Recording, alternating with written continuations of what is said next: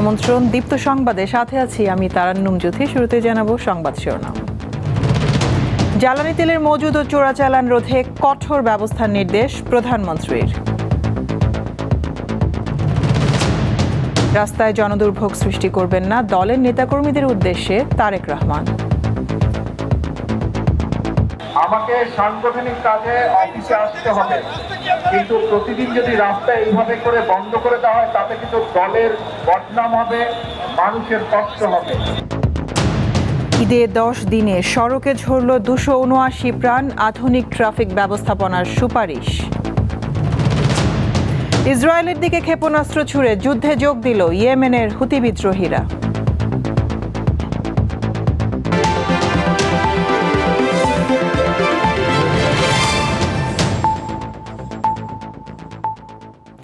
জ্বালানি তেলের মজুতদার ও চোরাচালানের বিরুদ্ধে কঠোর ব্যবস্থা নেওয়ার নির্দেশ দিয়েছেন প্রধানমন্ত্রী তারেক রহমান।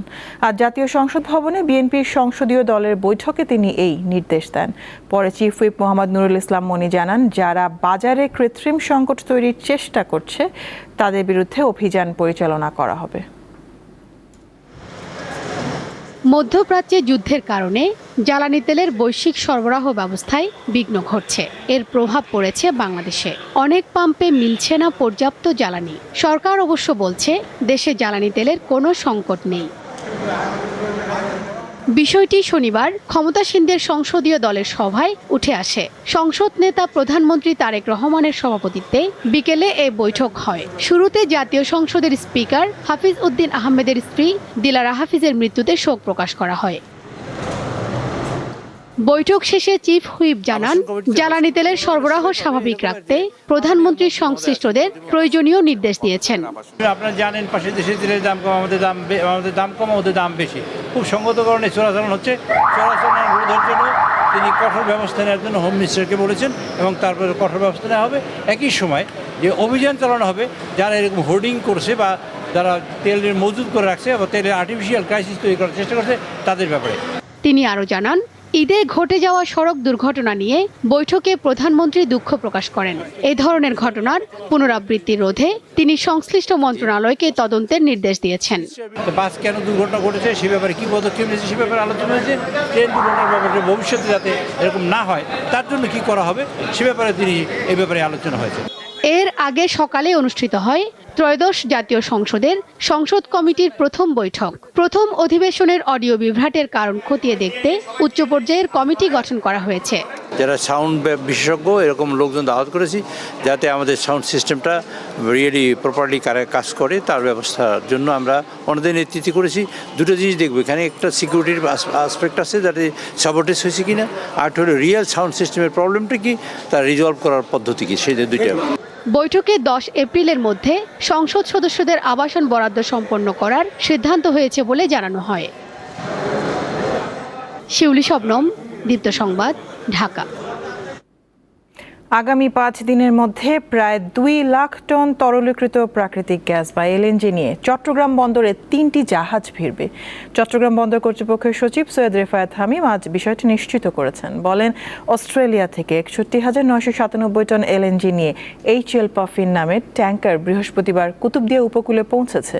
ইন্দোনেশিয়া থেকে 61,000 টন এলএনজি নিয়ে নিউ ব্রেভ এবং যুক্তরাষ্ট্র থেকে প্রায় 70,000 টন এলএনজি নিয়ে সেলসিয়াস গ্যালাপাগোস নামের 2টি জাহাজ বুধবারের মধ্যে চট্টগ্রাম বন্দরে পৌঁছবে।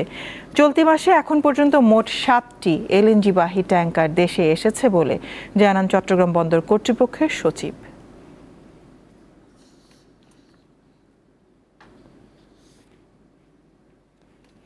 রাস্তায় জনদুর্ভোগ সৃষ্টি হয় এমন কাজ না করতে নেতাকর্মীদের আহ্বান জানিয়েছেন প্রধানমন্ত্রী তারেক রহমান। আজ বিএনপির কেন্দ্রীয় কার্যালয়ের সামনে জড়ো হওয়া নেতাকর্মীদের তিনি এই আহ্বান জানান। প্রধানমন্ত্রী বলেন, রাস্তা স্বাভাবিক রাখলে তিনি আবার পল্টন কার্যালয়ে যাবেন। শনিবার সন্ধ্যা 7:30 রাজধানীর নয়াপল্টনে বিএনপির কেন্দ্রীয় কার্যালয়ের সামনে তারেক রহমান। প্রধানমন্ত্রী হিসাবে দায়িত্ব গ্রহণের পর দলীয় কার্যালয়ে এটি তার প্রথম আগমন। দলের চেয়ারম্যান ও প্রধানমন্ত্রীকে বরণ করতে বিকেল থেকে অপেক্ষা করছিলেন হাজার হাজার নেতাকর্মী। কেন্দ্রীয় কার্যালয়ে পৌঁছে দলের কেন্দ্রীয় নেতাদের সঙ্গে বৈঠক করেন তারেক রহমান। তাদের অনেকেই মন্ত্রী, প্রতিমন্ত্রী ও সংসদ সদস্য। এ সময় সাংগঠনিক কার্যক্রম বেগবান করার নির্দেশ দেন তিনি। পরে কার্যালয়ের বাইরে অপেক্ষায় থাকা নেতাকর্মীদের উদ্দেশ্যে বক্তব্য রাখেন বিএনপি চেয়ারম্যান। তিনি রাস্তায় দুর্ভোগ সৃষ্টি না করার আহ্বান জানান। অফিসে আমি আরো আসবো, কিন্তু এরকম রাস্তা বন্ধ করা যাবে না। আর যদি এরকম রাস্তা বন্ধ হয় তাহলে আমার পক্ষে অফিসে আসা সম্ভব না। কিন্তু অফিসে আসলে নেতাকর্মী সকলের সাথে দেখা সাক্ষাৎ করা সম্ভব হবে, সাংগঠনিক কাজ করা সম্ভব হবে। দেশের মানুষের প্রত্যাশা পূরণে নেতাকর্মীদের আন্তরিকতা ও শৃঙ্খলাবদ্ধভাবে কাজ করার পরামর্শ দেন প্রধানমন্ত্রী। মানুষ অনেক প্রত্যাশা নিয়ে দলের দিকে তাকিয়ে আছে। কাজে এখানে যে সকল নেতাকর্মী আছে, সারা দেশে আমাদের যে সকল নেতাকর্মী আছে, আমাদেরকে ধৈর্য ধরতে হবে, আমাদেরকে আইন শৃঙ্খলার ভিতরে থাকতে হবে এবং আমাদেরকে মানুষের পাশে দাঁড়াতে হবে। নেতাকর্মীদের উদ্দেশ্যে বক্তব্যের পর আবার দলের কেন্দ্রীয় কার্যালয়ে প্রবেশ করেন তারেক রহমান। স্বস্তিকা সিংহ, দীপ্ত সংবাদ, ঢাকা। এবারের ঈদ যাত্রায় সড়ক দুর্ঘটনায় মৃত্যুর সংখ্যা আশঙ্কাজনক হারে বেড়েছে। রোড সেফটি ফাউন্ডেশনের তথ্য মতে ঈদের আগে ও পরের 10 দিনে সারা দেশে প্রাণ হারিয়েছেন 279 জন। বিশেষজ্ঞদের মতে ফিটনেসবিহীন যানবাহনের চলাচল বন্ধ করা, চালকদের যথাযথ প্রশিক্ষণের ব্যবস্থা এবং মহাসড়কে আধুনিক ট্রাফিক ব্যবস্থাপনা চালু করতে পারলে সড়ক দুর্ঘটনা ও প্রাণহানি অনেকটাই কমিয়ে আনা সম্ভব। ঈদ মানেই আনন্দ, প্রিয়জনের কাছে ফেরার উচ্ছ্বাস, দীর্ঘ প্রতীক্ষার অবসান। কিন্তু সেই আনন্দযাত্রায় এবার পরিণত হয়েছে শোকের মিছিলে। সড়ক, নৌ ও রেলপথে ঘরমুখো মানুষের ঢলের সঙ্গে পাল্লা দিয়ে বেড়েছে দুর্ঘটনা। ঈদের ছুটির সময় 21 মার্চ রাতে কুমিল্লায় বাসের সঙ্গে ট্রেনের সংঘর্ষে প্রাণ হারান 12 জন। ভয়াবহ এই দুর্ঘটনার রেশ কাটতে না কাটতেই 25 মার্চ রাজবাড়ীর দৌলতদিয়া ঘাটে পদ্মা নদীতে বাস পড়ে 26 জন মারা যান। পবিত্র ঈদ উল ফিতরের আগে ও পরে 10 দিনে সড়ক দুর্ঘটনায় 279 জন নিহত হয়েছে বলে জানিয়েছে সড়ক নিরাপত্তা নিয়ে কাজ করা সংস্থা রোড সেফটি ফাউন্ডেশন। 17 থেকে 26 পর্যন্ত সেখানের 279 জনের মৃত্যু হয়েছে। ভয়ঙ্কর দুর্ঘটনা দেখেছি, সদরঘাটেরটা দেখেছি, আমরা ট্রেন বাসে দেখেছি, বাস পড়ে গিয়েছে, এছাড়াও মোটরসাইকেল ক্র্যাশ আছে। বিশেষজ্ঞদের মতে দ্রুত গন্তব্যে পৌঁছানোর তাড়না, চালকের ক্লান্তি, অতিরিক্ত যাত্রী এবং অনেক ক্ষেত্রে অযোগ্য চালক দুর্ঘটনার ঝুঁকি বাড়িয়ে দেয়। পুরো সড়ক ব্যবস্থাপনা এতটাই উচ্ছৃঙ্খল এবং বিশৃঙ্খল হয়ে গেছে, এখানে শত শত ঝুঁকি আছে। আপনার সড়ক ঠিক নাই, যানবাহন ঠিক নাই, চালক ঠিক নাই, মালিক ঠিক নাই, এমনকি যারা নিয়ন্ত্রণ করবে আমি বলবো তারাও ঠিক নাই। যারা আসলে রেগুলেটেড হওয়ার কথা তারা এখন রেগুলেটর হয়ে গেছে। আপনি অটোরিকশা বলেন, তাদের একটা মুঘল আছে, বাসের কথা বলেন, তাদের একটা মুঘল আছে, ট্রাক সমিতি বলেন, তাদের একটা মুঘল আছে। আসলে এখানে যারা নিয়ন্ত্রণ করার কথা তারা নিয়ন্ত্রণ করতে পারছে না, বরং এই যে আমি মুঘলদের কথা বলছি তারা আসলে পরিবহন খাতকে নিয়ন্ত্রণ করছে। ফিটনেসবিহীন যানবাহন ও অপরিকল্পিত মহাসড়ক ব্যবস্থাপনাও দুর্ঘটনার জন্য দায়ী বলে মনে করেন তিনি। চালকের দক্ষতা অভিজ্ঞতার ঘাটতি আছে, চালক ওভার স্ট্রেস, আপনার মহাসড়কের দুই পাশে হাট বাজার, আপনি এটা নিয়ন্ত্রণ করছেন না, ঝুঁকি রেখে তো আপনি গতি বাড়াতে গেলে এটা তো বেগতি হবে। পলিসিগত এখানে বিশাল ত্রুটি আছে। বিজ্ঞানসম্মত যে কাজগুলি আছে, অর্থাৎ রুট পারমিট সঠিকভাবে দেওয়া, যানবাহনের ফিটনেস যারা দিচ্ছেন তাদের অদক্ষতার জন্য আজকে এই সিচুয়েশন দাঁড়িয়েছে। আমি বলবো যেভাবে ফিটনেস দেওয়া হয়, যেভাবে চালকের ড্রাইভিং লাইসেন্স দেওয়া হয়, এটা বিশ্বের কোথাও এরকম নজির নাই। গতিরোধক, ট্রাফিক আইন মেনে চলা, দ্রুতগতির যানবাহন নিয়ন্ত্রণ ও জনসচেতনতা বৃদ্ধিতে সংশ্লিষ্টদের কাজ করার পরামর্শ দিয়েছেন এই পরিবহন বিশেষজ্ঞ। ঝুঁকিগুলি আপনি যদি কমিয়ে আনতে পারেন, একমাত্র তখনই দেখা যাবে দুর্ঘটনা কমছে। সঞ্জিতা প্লাবনী, দীপ্ত সংবাদ, ঢাকা। স্বরাষ্ট্রমন্ত্রী সালাউদ্দিন আহমেদ বলেছেন, বর্তমান পোশাকে পুলিশ বাহিনী সন্তুষ্ট নয়। আগের ঐতিহ্যমণ্ডিত যে কোনো একটি পোশাক যাতে পুলিশ সদস্যরা পায় সেজন্য সরকারের সর্বোচ্চ মহল কাজ করছে।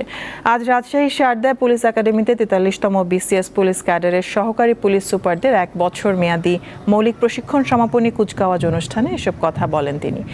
এর আগে পুলিশ একাডেমি প্যারেড গ্রাউন্ডে সমাপনী কুচকাওয়াজে অভিবাদন গ্রহণ করেন স্বরাষ্ট্রমন্ত্রী। পরে বিভিন্ন বিষয়ে শ্রেষ্ঠত্ব অর্জনকারীদের মধ্যে পুরস্কার বিতরণ করেন তিনি।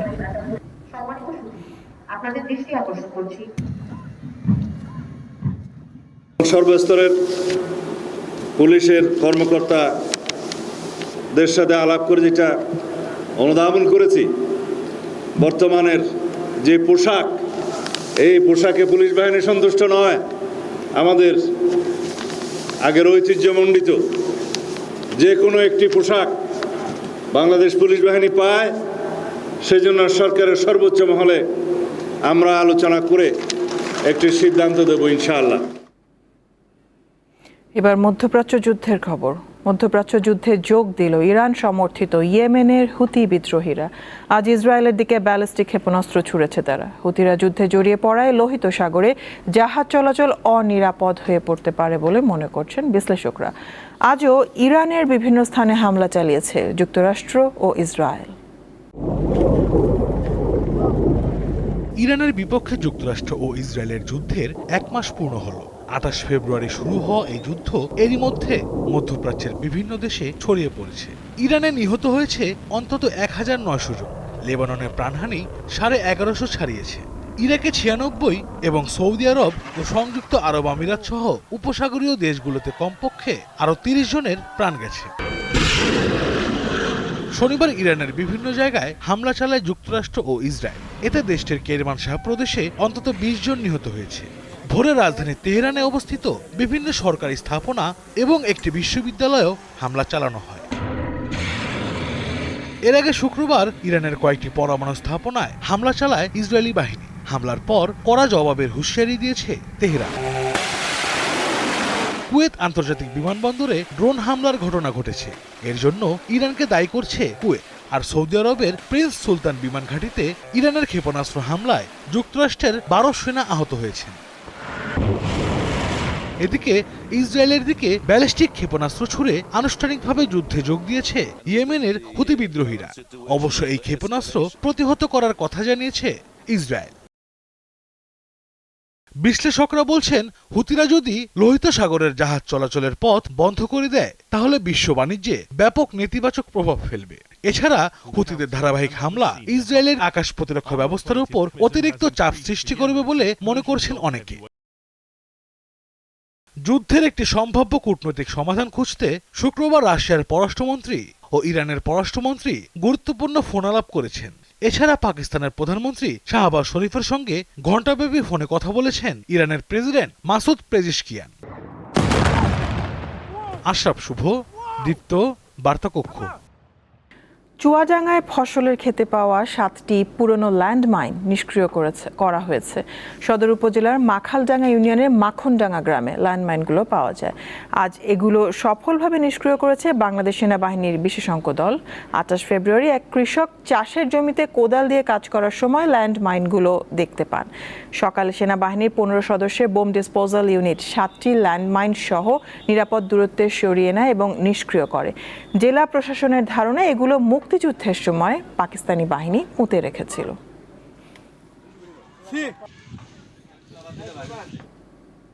বিশ্ব ঐতিহ্য সুন্দরবনে বারবার আগুনের ঘটনা ঘটছে। গত বছর শুষ্ক মৌসুমে 6 মাসে 2 বার আগুন লেগেছে। 1.5 যুগে বনে আগুন লেগেছে 26 বার। আগুন নেভানোর কাজে বন বিভাগের রয়েছে নানা সীমাবদ্ধতা। শুষ্ক মৌসুমে সুন্দরবনে বাড়ে আগুন লাগার আতঙ্ক।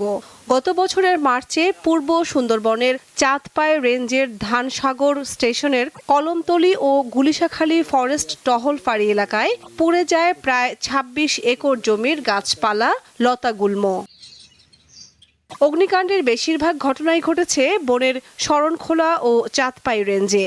অভিযোগ রয়েছে বেশিরভাগ আগুন লেগেছে জেলে মোয়ালদের অসাবধানতার কারণে। সুন্দরবন আমরাই ব্যবহার করি, আমরাই সবকিছু মাছ ধরি, কাঁকড়া ধরি, তারপরে ওই চরজাল দিই, আমরাই ব্যবহার করি। তাহলে আমাদেরকে সতর্কভাবে সুন্দরবনে থাকতে হবে। এছাড়া মাছ ধরার সুবিধার্থে বেশ কয়েকবার আগুন লাগিয়েছে স্থানীয় একটি চক্র। আগুন লাগিয়ে দেওয়ার ঘটনায় একাধিক মামলা হলেও জড়িতদের বেশিরভাগই আইনের আওতায় আসেনি। আমরা চাই সুন্দরবনটা ভালো থাকুক এবং সুন্দরবনটা সচেতন থাকুক, আগুন যেমন না লাগে। আগুন জ্বললে আমাদের ক্ষতি। সুন্দরবনে কোনো আগুন নিয়ে যাওয়া যাবে না, কোনো ম্যাচ লাইট, বিড়ি, সিগারেট এগুলো খাওয়া যাবে না। চলতি বছরের শুরুতে বনে অগ্নিকাণ্ড রোধে নানা পদক্ষেপ নিয়েছে বন বিভাগ। আমরা রেগুলার সিপিজি, বিটিআরটি সহ প্রতিদিনই এই সেনসিটিভ এলাকাগুলোতে পায়ে হেঁটে অফ করি। এলাকায় প্রচার প্রচারণা চালাই, যেমন আমাদের কিছু লিফলেট আছে মসজিদের ইমামদের দিয়ে, মসজিদে ধর্মীয়ভাবে আমরা এটাকে যাতে মানুষ এ ব্যাপারে সচেতন হয় সে ব্যাপারে আমরা সচেতন করি, বাজারঘাটে মাইকিং করি, এই কাজগুলো আমরা প্রতিনিয়ত করে যাচ্ছি। যারা ওই সব জায়গাতে মাছ ধরে সেসব জায়গাতে আমরা লোকজনকে আইডেন্টিফাই করেছি এবং আমরা একটা মোটামুটি একটা তালিকা করেছি। এই বছরই প্রথমত যেটা করেছি যে আমাদের বিগত বছরের 2টা ফায়ার ফাইটিং মেশিন ছিল, এই 2টা ফায়ার ফাইটিং মেশিনকে বুথে স্থাপন করে ইতিমধ্যে কিন্তু আমরা কার্যক্রম শুরু করে দিয়েছি, মহড়া দেওয়া হচ্ছে। আগুন লাগার কারণে আজ বিশ্ব ঐতিহ্য সুন্দরবন হুমকির মুখে। এই বিষয়ে কর্তৃপক্ষকে সক্রিয় হওয়ার আহ্বান জানিয়েছেন সংশ্লিষ্টরা। সিগারেট, মশাল ও অন্যান্য দাহ পদার্থ নিয়ে বনে প্রবেশ ও ব্যবহার সম্পূর্ণ নিষেধ। কামরুন নাহার, দীপ্ত, বার্তা কক্ষ। ঠাকুরগাঁওয়ে দিন দিন বাড়ছে তুলার আবাদ। চলতি মৌসুমের ফলনে খুশি কৃষকরা, তারা স্বপ্ন বুনতে শুরু করেছেন এই সাদা সোনার আবাদে। দেশের বস্ত্র খাতে ক্রমবর্ধমান চাহিদা মেটাতে ভূমিকা রাখছে ঠাকুরগাঁওয়ের তুলা। সাদা শুভ্র তুলার ক্ষেত এখন ঠাকুরগাঁওয়ের নতুন সম্ভাবনার প্রতীক। যে জেলায় আগে এটি সম্পর্কে কৃষকদের তেমন ধারণা ছিল না, সেখানে এখন অনেকে তুলা চাষ করে লাভের মুখ দেখছেন। তুলা থেকে মূলত সুতা ও বস্ত্র তৈরি হয়। বীজ থেকে পাওয়া যায় ভোজ্য তেল ও খৈল, আর গাছের অংশ ব্যবহার করা হয় জ্বালানি ও কাগজ শিল্পে। বাংলাদেশে বছরে প্রায় 80 লাখ বেল তুলার চাহিদা থাকলেও উৎপাদন হয় 1.5 লাখ থেকে 2.5 লাখ বেল। আশা করছি আমরা ওই 50 থেকে 20 মণ তুলা চাষ করতে পারবো। তুলা আবাদ করে মন ভালো, খারাপ না, ভালো, কিন্তু ফল দামটা একটু বাড়ার দরকার, খরচ বেশি। কৃষকরা জানান 1 বিঘা জমিতে খরচ হয় 25 থেকে 30 হাজার টাকা, ফলন হয় 20 মণ পর্যন্ত। বর্তমানে প্রতি মণের দাম 4,000 টাকা পাওয়া যায়। ফলে 1 বিঘা জমির তুলা বিক্রি হচ্ছে 70 থেকে 75 হাজার টাকায়। ফসল ভালো, ফলনও পাচ্ছি, ফলনের তুলনা মানে এটা তো আমরা বেশি পাচ্ছি আর কি। গতবারে আমার মোটামুটি 16 মণ 15 মণ হয়েছে, এবার আরো আশা রাখি বেশি হবে, 17-18 মণ পর্যন্ত হবে আর কি। ঠাকুরগাঁও জোনের প্রধান তুলা উন্নয়ন কর্মকর্তা জানান, তুলা চাষ লাভজনক হওয়ায় কৃষকদের আগ্রহ বাড়ছে। আমাদের জমির কোয়ালিটি ভেদে আমরা জাতগুলো কৃষককে সিলেকশন করে থাকি। যেমন যদি অনুর্বর জমি হয় সেখানে আমরা দেশি জাতগুলো দিয়ে আমরা পোষানোর চেষ্টা করি, আর যদি উর্বর জমি হয় সেখানে হাইব্রিড চাষাবাদের মাধ্যমে আমরা প্রায় 33 শতকে 18 থেকে 20 মণ নিয়ে আসার চেষ্টা করি। এবছর প্রায় আমাদের 4,000 চাষি আমার তুলা ঠাকুরগাঁও জোনে আছে। তারা সবাই আশাবাদী এবং আগামীতে আরো এই তুলা চাষটা বাড়বে বলে আমরা আশা করতেছি। 2025-26 অর্থ বছরে ঠাকুরগাঁওয়ে 564 হেক্টর জমিতে তুলা চাষ হয়েছে। হেক্টর প্রতি ফলন এসেছে প্রায় 4 টন। আফরিদ হাসান, দীপ্ত, বার্তা কক্ষ। ঈদের ছুটি শেষ হলো, সিনেমা হলে ভিড় কমেনি। এবার বিভিন্ন হলে 5টি ছবি চলছে। পরিবার পরিজন ও বন্ধুদের নিয়ে রাজধানীর হলগুলোতে যাচ্ছেন দর্শকরা। তাদের সঙ্গে আনন্দ ভাগাভাগি করতে সিনেমার তারকারাও হলে যাচ্ছেন। ঈদের আনন্দ যেন এখনো ফুরোয়নি। ছুটি শেষ হলেও সিনেমা হলে দর্শকদের সরব উপস্থিতি। পরিবার কিংবা বন্ধুদের নিয়ে ভিড় করছেন তারা। রাজধানীর বিভিন্ন হলে প্রদর্শিত হচ্ছে ঈদে মুক্তিপ্রাপ্ত প্রিন্স, দম, রাক্ষস, প্রেসার কুকার ও বনলতা এক্সপ্রেস।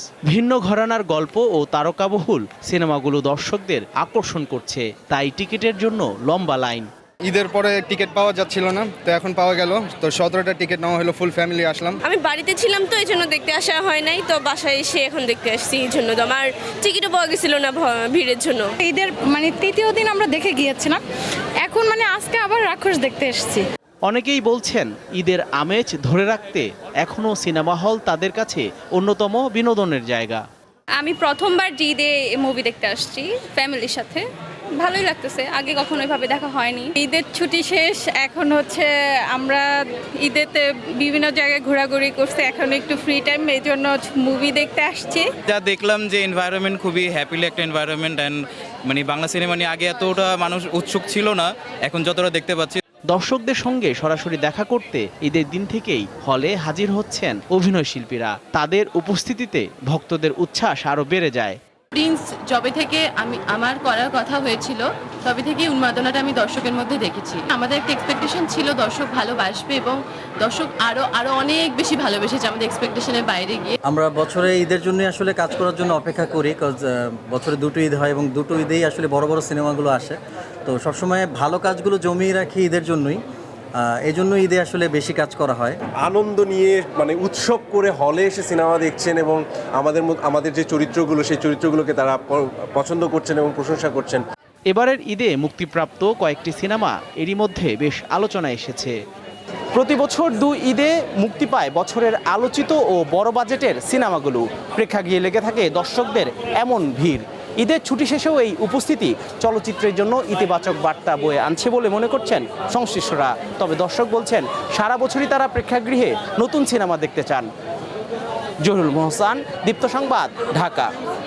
নেপালে জেনজি আন্দোলনের জেরে ক্ষমতাচ্যুত সাবেক প্রধানমন্ত্রী কেপি শর্মা ওলিকে গ্রেপ্তার করা হয়েছে। সকালে রাজধানী কাঠমান্ডু থেকে তাকে গ্রেপ্তার করা হয়। এ সময় তার সরকারের স্বরাষ্ট্রমন্ত্রী রমেশ লেখককেও গ্রেপ্তার করেছে পুলিশ।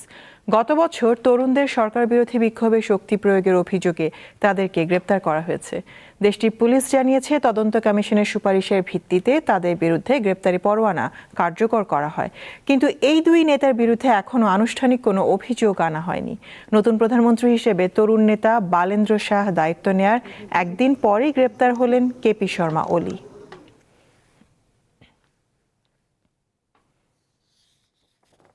খেলার খবর। সাফ অনূর্ধ্ব 20 চ্যাম্পিয়নশিপে ভারতের সাথে 1-1 গোলে ড্র করে গ্রুপের রানার আপ হয়েছে বাংলাদেশ।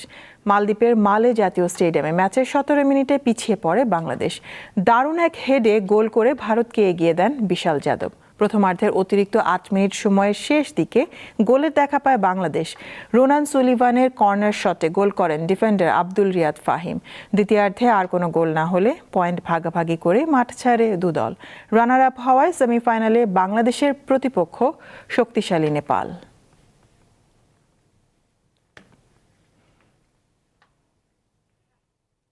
30 মার্চ প্রধানমন্ত্রী তারেক রহমান ক্রীড়া কার্ড ও ভাতা প্রদান কার্যক্রম উদ্বোধন করবেন। সেদিন 129 ক্রীড়াবিদের হাতে সম্মাননা তুলে দেওয়া হবে। আর জাতীয় ক্রীড়া পরিষদের সংবাদ সম্মেলনে বিষয়টি নিশ্চিত করেছেন যুব ও ক্রীড়া প্রতিমন্ত্রী আমিনুল হক। আগামী 30শে মার্চ সকাল 10টায় আমাদের মাননীয় প্রধানমন্ত্রী জাতীয় ক্রীড়াবিদদের বেতন কাঠামোর আওতায় এনে ক্রীড়া ভাতা প্রদান কার্যক্রম উদ্বোধন, পাশাপাশি আমাদের ক্রীড়া কার্ড এবং যারা সাফল্য অর্জন করেছে সেই সকল ক্রীড়াবিদদেরকে আমরা পুরস্কৃতর মাধ্যমে খেলাধুলাকে সমান গুরুত্ব দিয়ে সর্বোচ্চ গুরুত্ব দিয়ে আমরা একটি ক্রীড়া বান্ধব পরিবেশ, ক্রীড়া বান্ধব দেশ হিসেবে বাংলাদেশের ক্রীড়াঙ্গনকে এগিয়ে নিয়ে যাওয়ার জন্য যে পরিকল্পনা আমরা হাতে নিয়েছি সেই বাস্তবায়ন কার্যক্রম ইনশাআল্লাহ 30শে মার্চ থেকে শুরু করব। আর্জেন্টাইন তারকা লিওনেল মেসির প্রতি অনন্য সম্মান প্রদর্শন করতে যাচ্ছে তার ক্লাব ইন্টার মিয়ামি। ক্লাবের নতুন স্টেডিয়ামের একটি গ্যালারির নামকরণ করা হচ্ছে এই তারকার নামে। এখন থেকে স্টেডিয়ামটির একটি গ্যালারি লিও মেসি স্ট্যান্ড হিসেবে পরিচিতি পাবে। সাধারণত অবসরের পর বা অতীতে অবদানের কথা মাথায় রেখে কোনো খেলোয়াড়ের নামে গ্যালারি বা স্ট্যান্ডের নামকরণ করা হয়। তবে 38 বছর বয়সী ইন্টার মিয়ামি অধিনায়ক মেসির ক্ষেত্রে সেই প্রথা ভেঙেছে ক্লাবটি। এর মাধ্যমে বিশ্ব ক্রীড়াঙ্গনে এক বিরল ঘটনার সাক্ষী হতে যাচ্ছেন মেসি। নিজের নামাঙ্কিত গ্যালারির সামনেই নিয়মিত ম্যাচ খেলবেন এই কিংবদন্তি। আগামী 4 এপ্রিল মেজর লিগ সকারে অস্টিন এফসির বিপক্ষে ম্যাচের মাধ্যমে নতুন এই স্টেডিয়ামের উদ্বোধন করবে ইন্টার মায়ামি।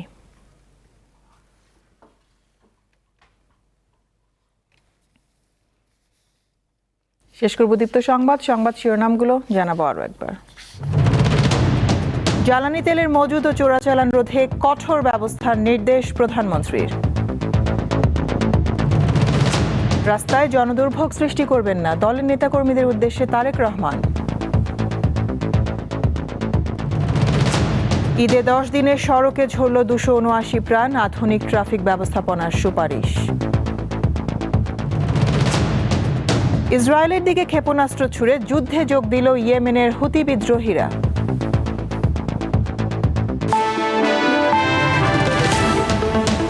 এ ছিল এখনকার মতন। আমি তারান্নুম জুথি বিদায় নিচ্ছি। দর্শক আরও তথ্য বিনোদনের সংবাদ জানতে যুক্ত থাকুন দীপ্ত টিভি ডিজিটাল প্ল্যাটফর্মগুলোতে। এতক্ষণ সাথে থাকার জন্য ধন্যবাদ সবাইকে।